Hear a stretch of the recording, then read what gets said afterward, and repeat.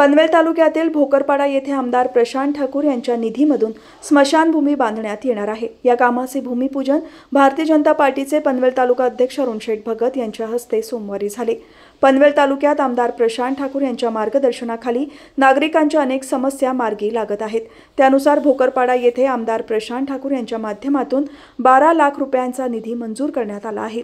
या कामाचे भूमिपूजन भाजपचे पनवेल तालुका अध्यक्ष अरुण शेठ भगत यांच्या हस्ते झाले।